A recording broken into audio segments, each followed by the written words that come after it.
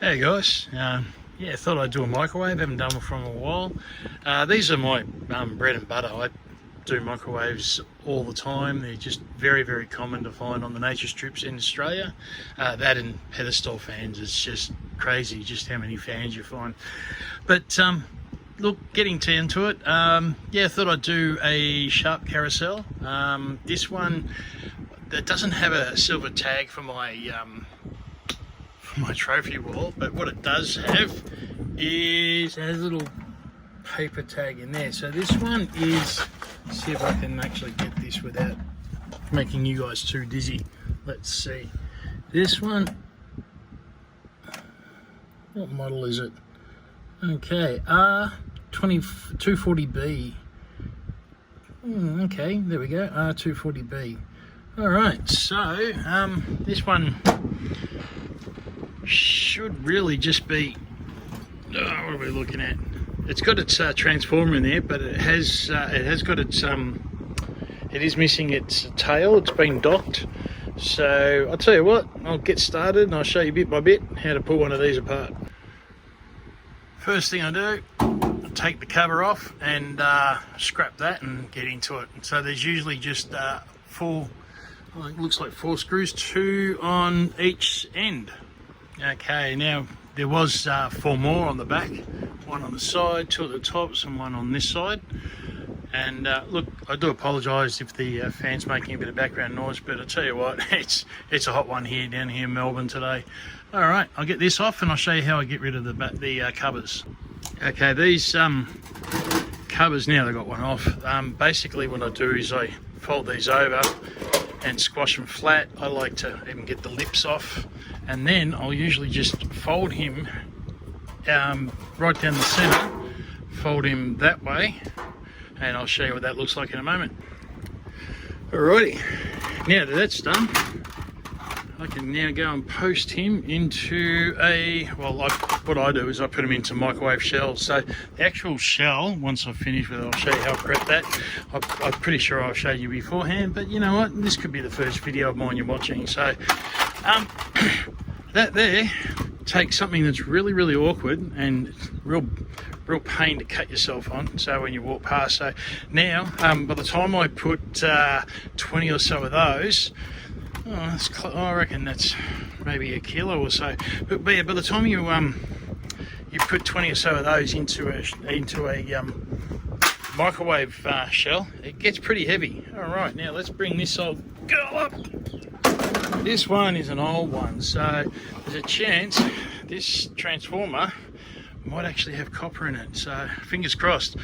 All right, so one thing I will do is I will bridge the 2 terminals on this capacitor just to make sure that it's just charged. Now, it's got a safety feature on it which it discharges that when it's not in use. However, just because it's been sitting around, there's a 1 in a million chance, probably even higher than that, that's still got charge in it. But I don't muck around with that. I always just give them a quick tap on the 2 terminals, usually just 2 screwdrivers touching. And yeah, look, people pay lots of money to play lotto with way greater odds to win than it would be to get zapped by one of those or zapped by lightning. So you know what, doesn't hurt just do it the right way. If you get into a routine, you do that every time, then yeah, it's much less likely you're going to get in trouble. What I might do is I might take the transformer out, because that's making it pretty awkward to move this around. All right, well, I'm going to start disassembling this.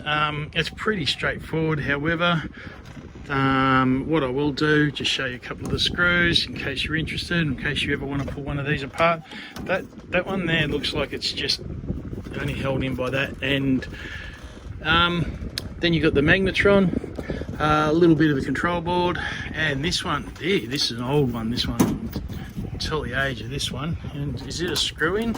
Oh, you know what, it is a screw. Oh, there we go, that's how old that is. That's really old. That's going straight to the bin. All right, there we go. Geez, I wonder why I get so many band-aids on my hands. I wonder why that might be. All right, okay. I'm going to pull this apart a bit more and show you what it looks like. Well, I was going to take the transformer out first, but Magnetron presented itself as being the most obvious choice. The beauty of doing this yourself, pulling it apart, taking your time and learning, is you can change your mind if you want. Alright, so I spent yesterday processing some of those things, but it appears I've still got a fair bit more work to do. Okay, alright, so I think I'll get that fan out of there, maybe move some sheet metal, and then I can get clear access to get the transformer out. Alright, so fan, yep, that's copper, I'd say. It's very, yeah, it's quite heavy. And this sheet metal wasn't screwed on, it was actually spot welded on with tiny little spot welds. So this is one of the older models, and that there is, well, a little bit of elbow grease, focus, and a flathead screwdriver. Good, well made one can do. Yeah, I was a little bit annoyed that that was in my way, so that's gone now. Alright, so time to touch those two together. Let's see what I can get. Yep, I can get this with just the ones, get that with just the one screwdriver. Yeah, there's nothing in there at all. Okay, alright, time to take him out.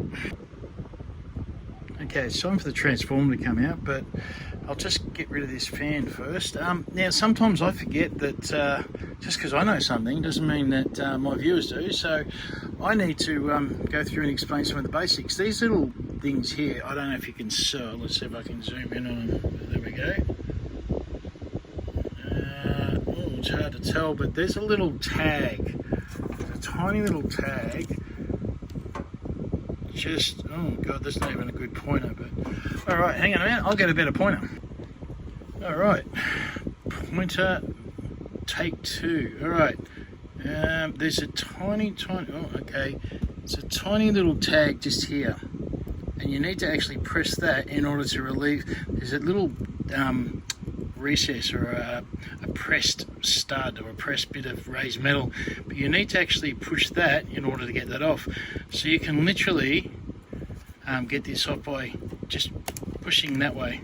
They're designed that you can't actually pull them off, no matter how, even if you give it a lot of force, but when you actually push this little tag here, they just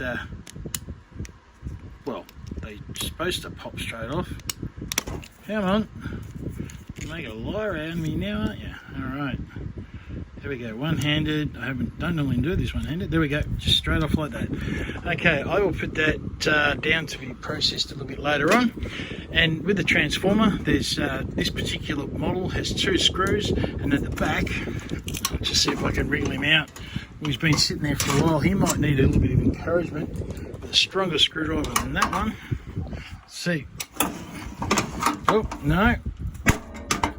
Oh, he's stuck in there well and truly. I might go and look underneath and see if he... Ah, yes. Okay, so with these older ones, even though he's got... his base is tucked under there, yep, he's even got extra security there. Okay, so I will take these ones off. Yeah, this is definitely an older model. I've actually noticed with the evolution of the microwave, it's quite an interesting thing that they just get, let's just say they're more and more economical to make. Yes, that's another way of saying they get cheaper. And they do, price-wise. Like, you can go down to one of the big box stores and you can get yourself a microwave now for, I think, in Australia it's about $59. So, what's that in the US? About 40 bucks. Yeah, so if you're buying something worth $40, you're not going to get a lot of scrap out of it. Alright, I'm going to need two hands to do that, need a little bit of force. That's been in there for quite a while. Alright, back in a sec.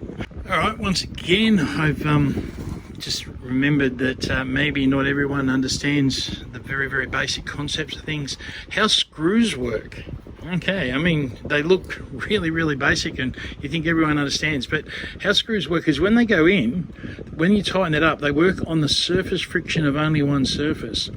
And so, I can't really do that one two-handed, but what it comes down to is that what you need to do in this case is put a fair bit of pressure going that way pushing it down or pushing it into its workload just to take a little bit of the friction off, and at the same time you give it a little bit of twist, and 9 times out of 10 it's the anti-clockwise direction, lefty-loosey. All right, yeah, I've forgotten that. I haven't explained how a screw works in years, because most of the people I talk to in real life know that. But then again, you know, I'm now talking to people who I don't get feedback from other than the comments, so I need to be aware that I need to cover a few more bases. All right, thanks guys. Now I am going to probably take this bottom off. Oh, I love how they engineered. In the old days, they had to ensure that you kept a little bit of space at the back for the air to go in for the fan, so they engineered a spacer, which meant that you couldn't push that all the way up against the kitchen wall, so you would actually ensure that you had enough space to go through. I like how they engineered things in the old days. Nowadays they just, I don't know, nowadays they put things on bottles like, please do not drink the acid. Unbelievable. Yeah, it reminds me of something. In the old days, you used to actually get a kind of a workshop manual with a car and how to fix it and how to do the timing and how to do everything, and now they literally send you paperwork with a car saying don't drink their battery acid. I don't know, are we dumbing down our population?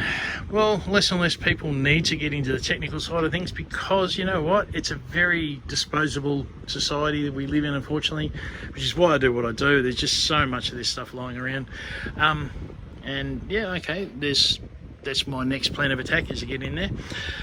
But what it comes down to is that the old stuff was meant to last. In fact, this thing here probably still worked. This is probably from the 90s, I'd say, by the look of the architecture. But yeah, this thing probably still worked and probably had another 5 years left in it. And it would probably badly cook your food, but it would still be good for, you know, heating stuff up in the shed or something.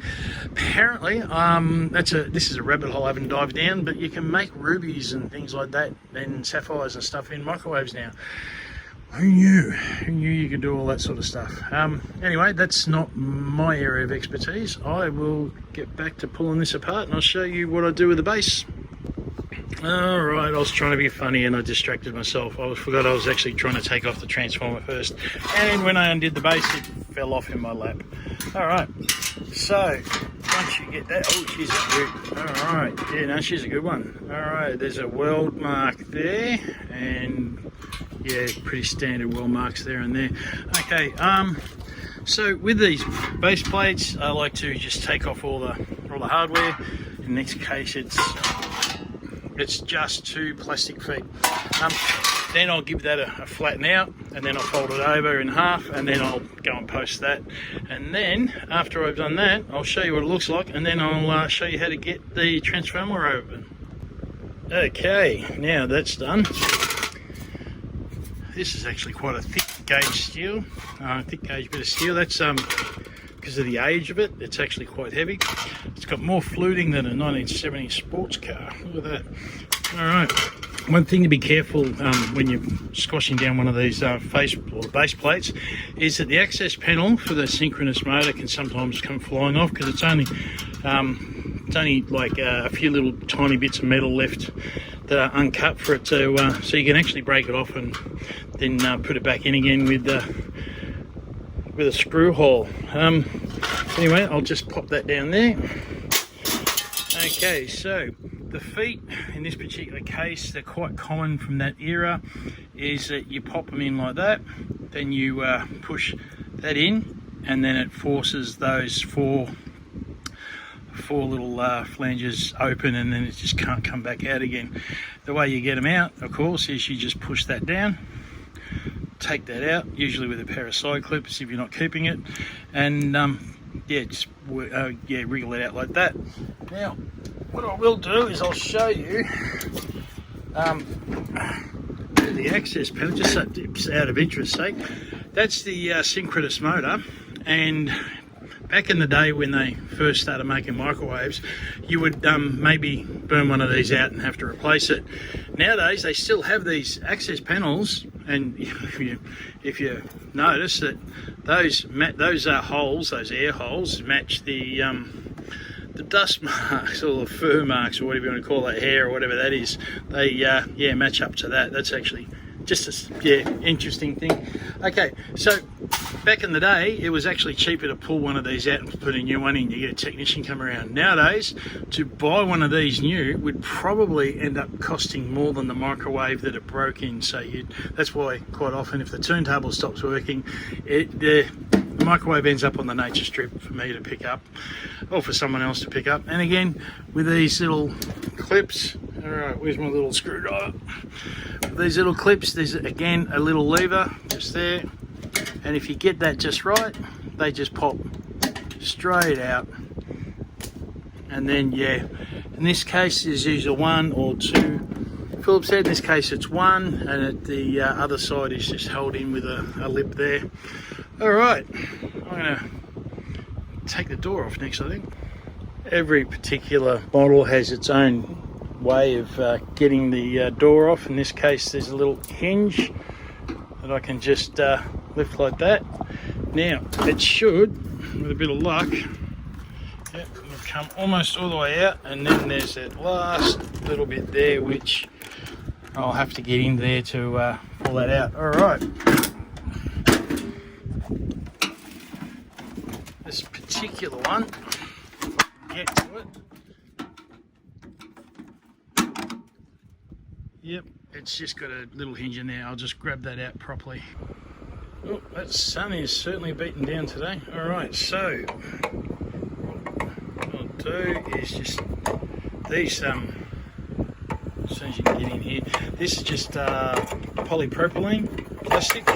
Just a nice soft black plastic. If really good source for getting, well, reasonably clean. Now, half of these have got screws, and in this case they do. The ones that don't, you can literally just get a screwdriver and just separate the two. I'll just get the screwdriver. Philip said screwdriver. All right, once that's done, it's literally just easy just to take that out, and then yep, another bit of metal. In this case I've got a screw embedded in plastic. Or I'll take that off first. Now most of these are glass, but occasionally you get ones like this where it's plastic. Really good for anyone who's into, well, this one's actually quite scratched up, but if anyone's looking for perspex, or no, well, what is it? It's not perspex, but yeah, it's polycarbonate, I think. But anyway, there's yeah, that's another source for getting bits and pieces for your hobby. All right, now I promised you guys that I would show you how to do the transformer. Okay, so literally I've seen quite a few different people with different ideas on how to do this, but look, in all honesty, I just hit it along the weld. I just tap it along the weld. I usually do it with my hand. I just I hold it with my hand and hit it with the hammer, which means I'm going to have to put the phone down. So literally just tap along there. Weld is, when you weld metal, it actually is quite strong, but it's also quite brittle, and you'll find that it just breaks through there, and I only have to hit it 3 or 4 times in my hand. I might have to, yeah, should I set it up? I should set the tripod up just so I can show you how to do that. Alright, tripod is set up, and I am going to endeavour to show you how to do this.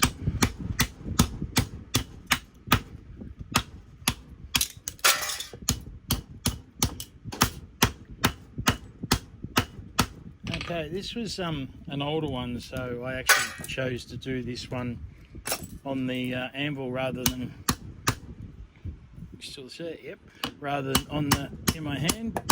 The newer one, oh, okay, the newer ones,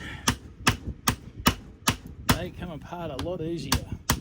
This one's got quite a deep weld on it, but that is how easy it is to get the base off, and then from here, this is where I usually just, see if I can hold it up, then you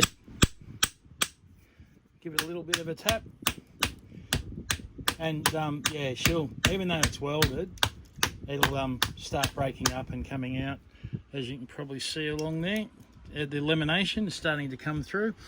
All right, well, the rest of it is just more of the same until you get enough to wriggle out the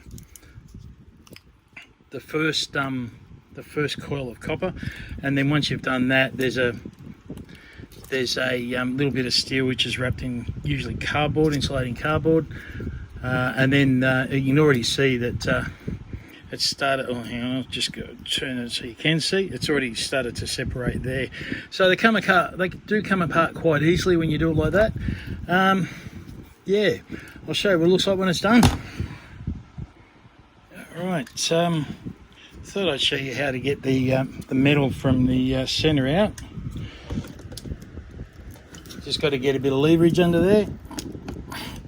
You can see the lamination has certainly started to travel. Just a few more taps there and there, and I should be able to get that completely out. And yeah, I can't quite get purchase on the on this bit of metal in the center, so I might give it another tap, a bit more persuasion with the hammer. Okay, this one took a little bit longer. That had plastic spaces just here that I didn't deal with first.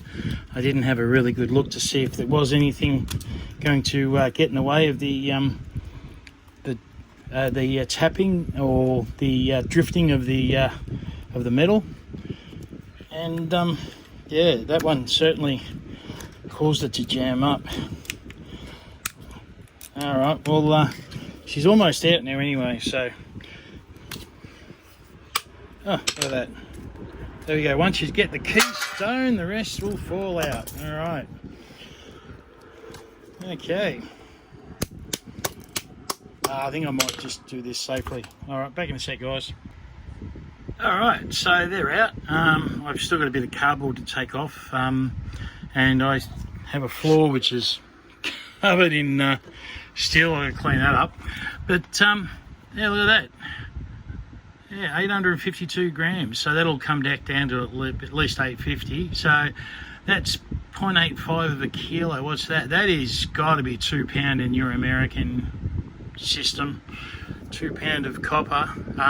It's lacquered or veneered, whichever way you want to call it.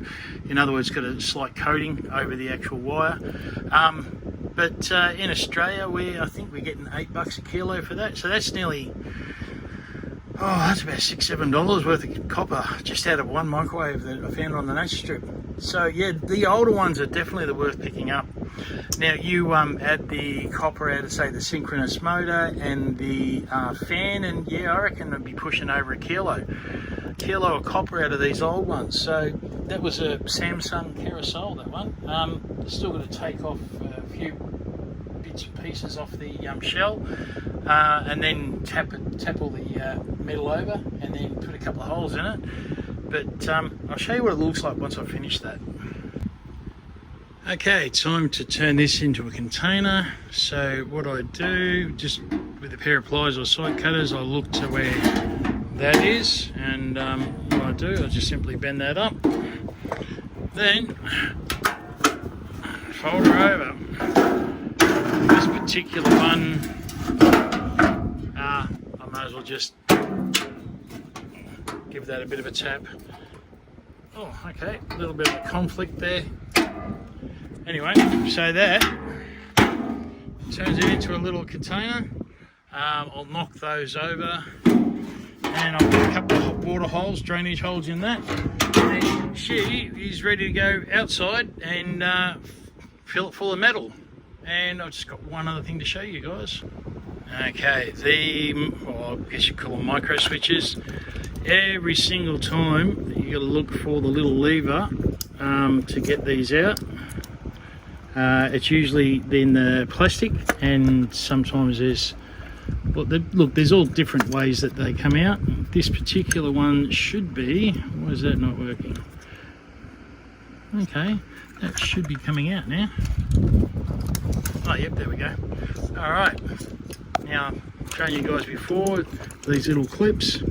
You've got the little lever, just there, probably you can see it better now. Yeah, see that little thing, there we go, sticking up. All right, so we're going to do this one. All right, hold that. All right, try. God, sorry about the awkward camera work, folks.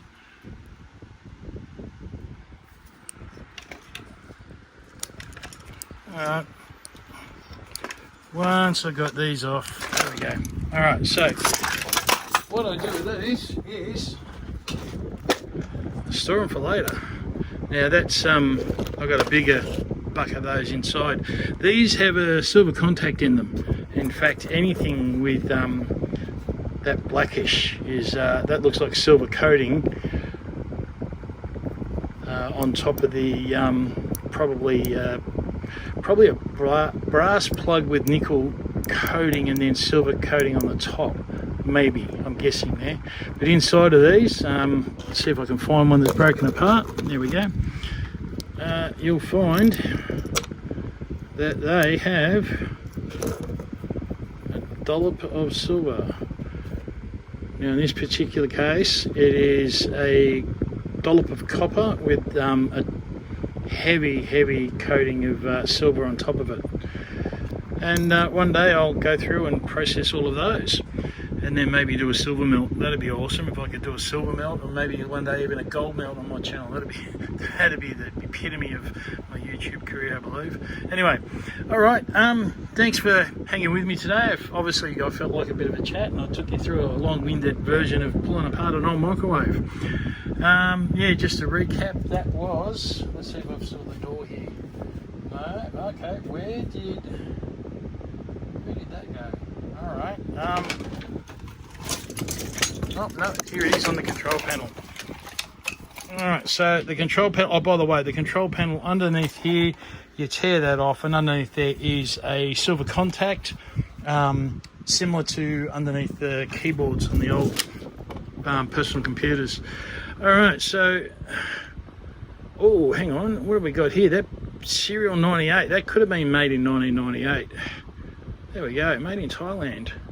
All right, so that is a model Romeo-240 Bravo. There you go, guys. If you ever see one of them, you're looking at about a kilo of copper. All right, thanks, guys. Appreciate anyone who's new to the channel. Chuck in a comment. Let us know how you found the play, how you found me, or what you like about my content, or if you've got any ideas about what I should do.